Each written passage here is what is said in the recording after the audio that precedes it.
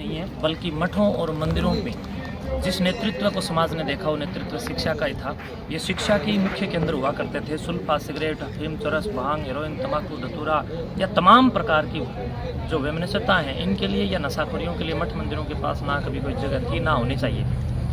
हमने अपनी प्राचीनतम संस्कृति को, ऋषि संस्कृति को, योग संस्कृति को, राष्ट्र धर्म को पुनः उद्घोषित करने के लिए इस प्रकार की इस योजनाबद्ध भक्ति मार्ग को अपनाया है। और ये जन सेवा है, नर सेवा है, नर सेवा ही नारायण सेवा है। इसमें जितने भी अभी तक साधु संत जो शिक्षा देते थे तो वो इनाम नहीं रखते थे। ये राज्य स्तरीय जो प्रतियोगिता है ये इनाम प्रतियोगिता रखी है। देखिए गांव-गांव में शराब के बड़े बड़े ठेके खुले हुए हैं, वो लोग इनाम दे रहे हैं कि एक बोतल के साथ इतना माल फ्री जी। गांव-गांव के अंदर गंद खाने जितने शहर के अंदर जो बड़े बड़े स्तर पर जो खुल रहे हैं वो लोग इनाम दे रहे हैं, लोगों को कहीं ना कहीं आकर्षित कर रहे हैं। मैंने ये विचार किया कि क्यों ना, जब गंदे लोग गंदगियों को बढ़ा रहे हैं तो हम अच्छे लोग अच्छाई को बढ़ाएं। तो इसलिए मैंने ये विचार किया कि शिक्षा सबसे ज़्यादा ज़रूरी है, क्योंकि बिना शिक्षा के आप ना तो किसी की बुद्धि बदल सकते, ना समाज के किसी पैमाने को बदल सकते। इसलिए शिक्षा के स्तर को बढ़ाने के लिए और सामाजिक संतुलन को दुरुस्त करने के लिए इस भक्ति आंदोलन के साथ साथ शिक्षा आंदोलन की ज़बरदस्त प्रथम प्राथमिकता के साथ आवश्यकता है। अब इसमें जो हम लोगों ने इनाम अर्थात पुरस्कार राशि रखी वो इसलिए रखी कि हरियाणा प्रदेश के अंदर ही नहीं बल्कि पूरे देश के अंदर विलक्षण प्रतिभाओं की कोई कमी नहीं है, लेकिन उन विलक्षण प्रतिभाओं को खोजने वाले लोगों का जबरदस्त सूखा पड़ गया, अकाल पड़ गया, टोटा आ गया। तो बड़े स्तर पर हम लोग इसमें पुरस्कार रख करके विलक्षण प्रतिभाओं की हम खोज करें और उस खोज करने में हम सफल हों और हीरे तरासें और कहीं ना कहीं कोहिनूर हमारे जो बच्चे हैं वो सामने आए। जी गुरुजी, मेरा सवाल आपसे ये भी रहेगा, आज करीबन कितने स्कूलों से बच्चे आए और टोटल कितने बच्चे आए हैं? हरियाणा के हर जिले से यहाँ पर विद्यार्थी आए हैं और हजारों विद्यार्थी आए। मठ के 3 बड़े उपवन हैं, 3 बड़े पार्क हैं, तीनों पार्क बिल्कुल ठसाठस भरे हुए हैं और हजारों की संख्या में विद्यार्थी है। मेरे हिसाब से पूरे ज़िले का कोई भी ज़िला हरियाणा स्टेट का ऐसा नहीं है जो जहाँ से विद्यार्थी ना आए।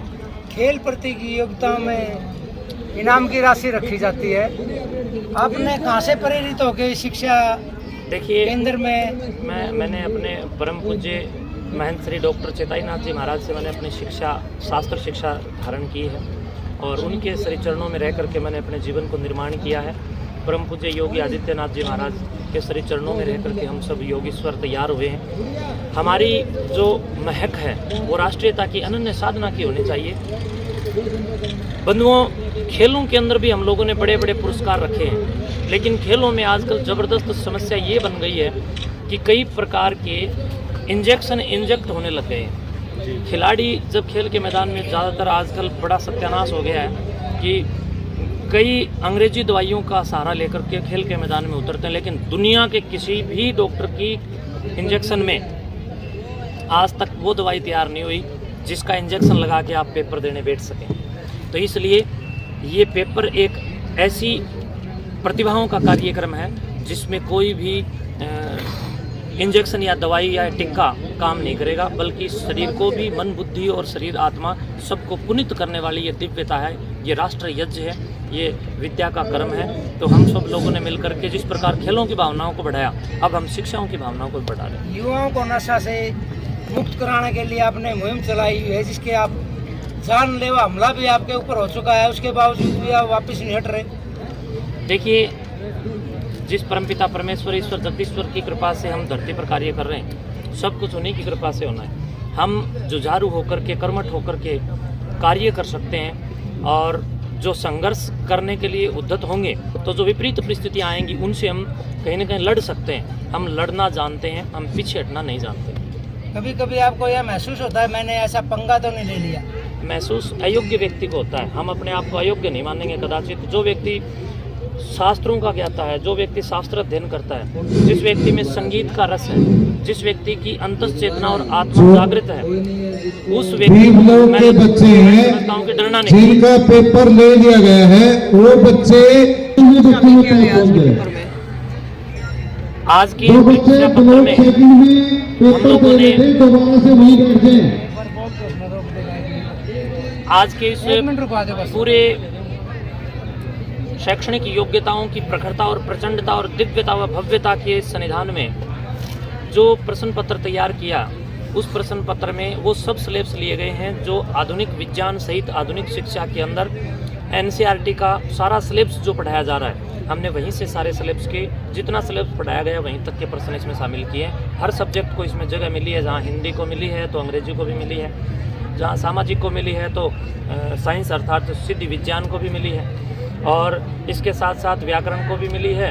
तो इसके साथ साथ हमने 1-2 प्रश्न भूगोल के भी इसमें डाले हैं। वहीं हमने मठ से संबंधित भी 5 प्रश्न पूछे हैं। यानी विभिन्नताओं में अभिन्नता इस पेपर में विशेष तौर पर हम लोगों ने ध्यान में रखी है। तुम्हारा जिस समाज पर इस चीज़ का क्या प्रभाव रहेगा? समाज पर इस चीज़ का वही प्रभाव पड़ेगा, जिस प्रकार आकाश की ओर देखते हैं तो लाखों करोड़ों तारे दिखाई देते हैं, लेकिन जब दिन में आप आकाश की ओर देखते हैं तो वो तारे छुप जाते हैं और सूर्य दिखाई देता है। तो जितने भी इन अपने विद्यार्थियों में तारों की तरह जो विद्यार्थी हैं, उनमें जो सूर्यों की तरह विद्यार्थी हैं, चंद्रमा की तरह जो विद्यार्थी हैं, वो चमकेंगे और वो राष्ट्र साधक बनेंगे, और वो आने वाले समय के अंदर हौसले को बुलंद पा करके IAS, IPS, PCS और UPSC की परीक्षा करके तमाम बड़े बड़े पदों पर जाएंगे। कोई किसी भी प्रकार से देश की श्रेष्ठ और कोई मध्यम तो कोई नीचे वाली, हर प्रकार की आधिकारिक पुष्टियों पर आने वाले समय के अंदर पूरी जिम्मेदारी के साथ जब ये विद्यार्थी आने वाले भविष्य में बैठेंगे, तब इनके माता पिता और समाज को और देश को इन पर गर्व भी महसूस होगा, और हम साधु सन्यासियों को भी गर्व होगा कि हमारे द्वारा प्रेरित बच्चे आज नवीन चेतना के साथ लगे हुए हैं और ईमानदारी के साथ सुदृढ़ और समृद्ध होकर के आज कोई जिला प्रशासन चला रहा है, कोई देश के बड़े पदों पर बैठकर देश की बड़ी असेंबली के अंदर अपना योगदान दे रहा है। विभिन्नता और विभिन्न प्रकार से लोगों को एक हौसला मिलेगा। सबसे बड़ी समस्या है कि समाज को हौसला देने वाले लोगों का भी टोटा आ गया है, इसलिए हमने हौसला देने का भी प्रयास किया और समाज को जरूर इस कार्यक्रम से बड़े स्तर पर हौसला मिलेगा। आसपास के गांव के सरकारी स्कूलों के ऊपर आपका विशेष फोकस रहा है? नहीं, सरकारी ही नहीं बल्कि प्राइवेट स्कूलों से मेरा अच्छा प्रेम है। मैं सरकारी और प्राइवेट सभी स्कूलों में हर रोज़ निकलता हूँ और जा करके हर स्कूल का मूल्यांकन करता हूँ। शिक्षकों के साथ मिलकर के उन सभी स्कूलों के अंदर कोई भी समस्या है तो उनको हम सरकार से मिलकर दुरुस्त करवा रहे हैं। कुछ मठ से संबंधित अगर हमसे कोई मदद हो सकती है आर्थिक रूप से या किसी भी तरह, तो वो भी हम मदद करते हैं। सामाजिक, हम लोग समाज के प्रहरी हैं तो हमें बड़े बड़े प्रहरियों को भी तैयार करना है, इसी हेतु से हम लगे हुए। पहले भी जानलेवा हमला हुआ है और शिक्षा समाज सुधार के ऊपर दोबारा भी हमला हो सकता है, इसके लिए आपने क्या? मुर्गे को पता है कि तू 4 बजे उठाएगा, जो इस जनता को जगाएगा ये जनता उसको काट देती है। मुर्गा देख लो, मुर्गा 4 बजे सबको उठाता है, लेकिन मुर्गा मुर्गे फार्मों में कट रहा है। जो जागरूकता के लिए उठकर शंखनाद करेंगे, समस्या तो आएंगी, और जिसको समस्या से डर लगता हो, मैं समझता हूँ वो कहीं न कहीं इतने बड़े स्तर पर औकात लग करके आगे बढ़ने का प्रयास ही नहीं कर सकता। तो आप मुर्गा बन के कटना पसंद करोगे या महाराणा प्रताप की तरह से आगे? हम तो उस मुर्गे की भूमिका में हैं जो शिष्य को भी हजम कर ले। हम उस मुर्गे की भूमिका में नहीं है जो केवल मुर्गा फार्म में पले और वहाँ किसी की जीभ के स्वाद का चस्का बन जाए, बल्कि जो टकराएगा उसको उसी भाषा में जवाब देंगे। तो महाराज जी आज इनाम क्या रहेंगे बच्चों के लिए? इस पूरे कार्यक्रम में प्रथम इनाम हमने प्रथम प्रतिभा के लिए 21,000 रुपये, और द्वितीय प्रतिभा के लिए हम लोगों ने 11,000 रुपये, और तृतीय प्रतिभा के लिए, विलक्षण प्रतिभा के लिए 5100 रुपये, और उसके बाद नीचे लगभग 250 और बड़े इनाम।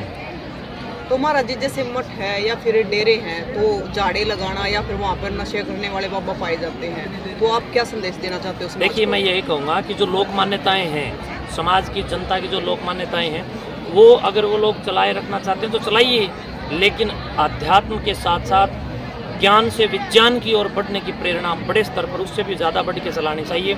पाखंडों और अंधविश्वासों के लिए धार्मिक स्थलों पर कोई जगह नहीं होनी चाहिए, बल्कि मैं समझता हूँ कि प्रत्येक गांव राम को जागरूक होकर के अपने अपने मठों, अपने अपने मंदिरों और अपने अपने गांव में जितने धार्मिक स्थल हैं, उन सभी धार्मिक स्थलों के संरक्षण के लिए और संरक्षण के साथ साथ उनसे होने वाली क्रिया प्रतिक्रियाओं के ऊपर भी गौर करके समाज को एक बड़ा काम आप दे सकते हैं। समाज में आप एक बड़ा योगदान सिद्ध खड़ा कर सकते हैं, तो उसके लिए उन सबको भी आगे आना चाहिए। तो महाराज जी आज के युवाओं को क्या कहना चाहोगे? मैं आज के युवाओं को यही कहूँगा कि आज के युवा बनो, कल के युवा ना बनो।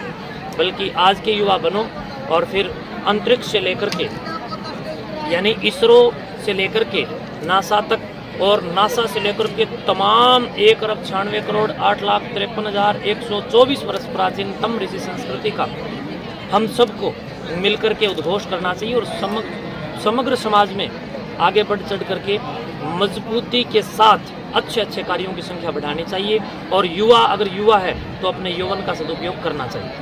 बहुत बहुत धन्यवाद। ये प्रश्न पत्र कहाँ से मंगाया गया? ये हम लोगों ने तैयार किया है। इसमें 1 2 4 मेरे जो साथी हैं जो हिंदी के हैं या मैथ के हैं उनका हमने इसमें सहयोग लिया है। हमने खुद ही पीछे CET का भी हमने तैयार किया। अब की बार हमने 10वीं तक का कक्षा 7, 8, 9 और 10 के पेपर पत्र को भी यहीं मठ में तैयार किया।